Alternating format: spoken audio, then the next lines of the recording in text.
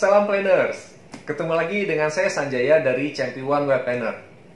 Pada topik kali ini, kita akan membahas mengenai perencanaan keuangan. Ada 3 hal yang kita akan bahas. Pertama, apa itu perencanaan keuangan? Tentu teman-teman pada penasaran bukan? Yang kedua adalah mengapa kita perlu perencanaan keuangan?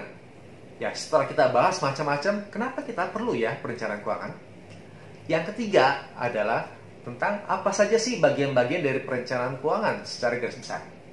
Oke, kita simak penjelasan berikut ini. Topik pertama adalah apa itu perencanaan keuangan? Perencanaan keuangan adalah proses mencapai tujuan keuangan seseorang melalui pengelolaan keuangan secara terintegrasi dan terencana. Ada 4 hal dari kalimat ini. Pertama adalah tujuan keuangan seseorang. Pada dasarnya, orang bekerja mencari nafkah itu mendapatkan uang. Nah, uang ini sebagian besar atau hampir tidak ada yang tidak digunakan. Ya, jadi semua orang menggunakan uang tersebut untuk tujuan tertentu. Itu adalah tujuan keuangan. Poin kedua tadi adalah proses pengelolaan keuangan. Jadi uang yang kita dapatkan kita harus kelola dengan baik supaya bisa mencapai tujuan yang kita harapkan. Itu pengelolaan keuangan. Ada poin ketiga, ada terintegrasi. Maksudnya apa? Berarti ada yang kita hubungkan satu dengan yang lain yang tidak bisa dipisahkan satu dengan yang lain. Apa saja kita akan bahas di topik ketiga tentang bagian perencanaan keuangan ya. Terus ada poin keempat, terencana, teman-teman. Mungkin teman-teman pernah mendengar pepatah, everybody never plan to fail, but they fail to plan. Apa artinya? Semua orang tidak pernah merencanakan untuk gagal, teman-teman. Saya yakin itu. Akan tetapi, mereka gagal merencanakan. Nah, itulah definisi dari rencana, teman-teman. Ya, semua kita sebaiknya rencanakan. Sama halnya ketika kita membangun sebuah rumah, kita rencanakan desainnya seperti apa. Bahkan rencana desain ini minimal terjadi 2 kali. Pertama dalam pikiran kita sebagai pemilik bangunan, pemilik rumah. Kita ingin rumah seperti apa. Kemudian kita tuangkan ke dalam sebuah kertas atau gambar.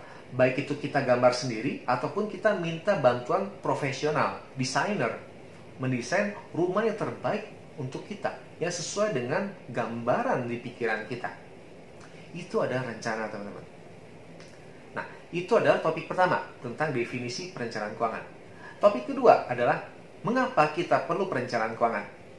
Sebetulnya dari definisi tersebut kita sudah punya gambaran bahwa ya semua itu kita perlu perencanaan. Ya, keuangan ini perlu direncanakan dengan baik supaya mencapai tujuan yang kita harapkan. Kita akan bahas topik ketiga dulu. Ya, dari sini teman-teman bisa menjawab. Ya, topik ketiga adalah tentang apa saja bagian-bagian dari perencanaan keuangan. Di sini ada 6 pilar, ya. 6 pilar utama tentang perencanaan keuangan. Pilar pertama adalah manajemen arus kas. Maksudnya apa? Arus kas itu adalah arus kas masuk dan arus kas keluar. Arus kas masuk adalah pemasukan atau income kita. Arus kas keluar adalah pengeluaran kita, ya, atau kebutuhan, untuk bayar kebutuhan. Jadi simpelnya adalah arus kas masuk dan keluar ini harus hasil akhirnya positif. Jadi pemasukan harus lebih besar dibandingkan pengeluaran. Mungkin yang terjadi di luar sana beberapa orang pengeluaran lebih besar daripada pemasukan. Ya, tentu itu bahaya sekali.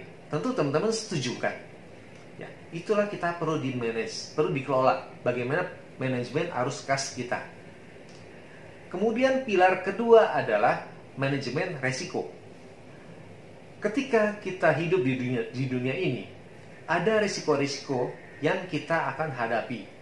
Ya, baik itu resiko dalam kehidupan atau resiko dari pekerjaan ataupun yang lainnya.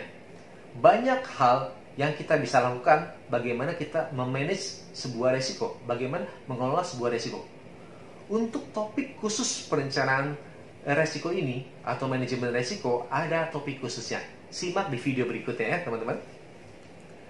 Nah, kemudian pilar ketiga adalah manajemen investasi. Kita bekerja mendapatkan uang atau nafkah. Akan tapi, apakah kita harus seperti itu seumur hidup? Tentu tidak. Ya, sudah selayaknya uang yang kita dapatkan juga bekerja untuk kita. Dengan cara apa? Kita taruh di instrumen investasi yang sesuai dengan profil diri kita masing-masing. Jangan pernah ikut-ikutan orang lain, karena masing-masing orang bisa berbeda. Ya. Pilar keempat adalah perencanaan dana pendidikan. Pada umumnya, orang-orang terutama di Indonesia itu setelah bekerja, mendapatkan pasangan, menikah, ingin punya anak. Nah, tentu apa yang harus kita berikan untuk anak kita yang terbaik, yaitu pendidikan. Pendidikan untuk masa depannya. Untuk memberikan pendidikan yang terbaik, tentu perlu biaya yang tidak murah. Oleh karena itu, kita perlu perencanaan pendidikannya. Perencanaan berapa besar dananya yang dibutuhkan, sehingga apa yang kita ingin berikan yang terbaik dapat terlaksana dengan baik. Kita akan bahas di topik khusus tentang hal ini. Kemudian pilar kelima adalah perencanaan dana pensiun. Setelah kita memberikan yang terbaik untuk anak kita, tentu saatnya kita menikmati hari tua kita dengan sejahtera dan bahagia. Kenapa? Karena kita umumnya tidak seumur hidup bekerja mencari nafkah untuk hidup. Ya. Bekerja untuk mendapatkan kesenangan ataupun ingin mengisi waktu, silakan sampai seumur hidup. Akan tapi untuk mencari nafkah, tentu teman-teman ingin hanya sampai usia tertentu. Setelah itu, kita akan memasuki usia pensiun, di mana kita tidak lagi bekerja mencari nafkah. Nah, ketika kita tidak mendapatkan nafkah, bagaimana kebutuhan hidup kita? Nah, oleh karena itu, kita perlu rencanakan dengan baik. Jangan sampai nanti di usia tua kita, di usia pensiun, kita menjadi beban bagi orang lain. Apalagi anak-anak tercinta kita atau bahkan cucu yang tercinta. Oke.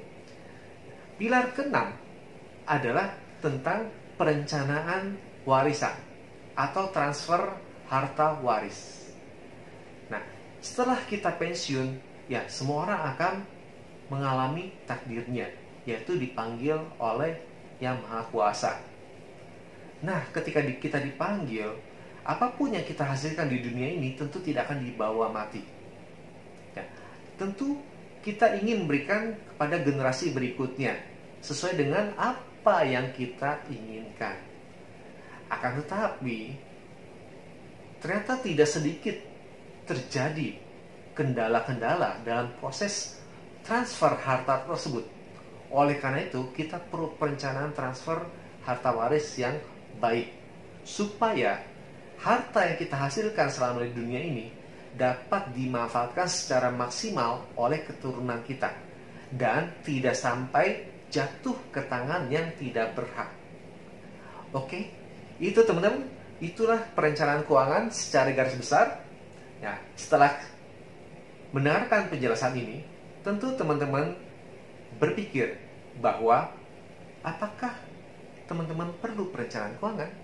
Nah, tentu teman-teman bisa menjawab hal tersebut. Oke, sampai ketemu di topik berikutnya. See you!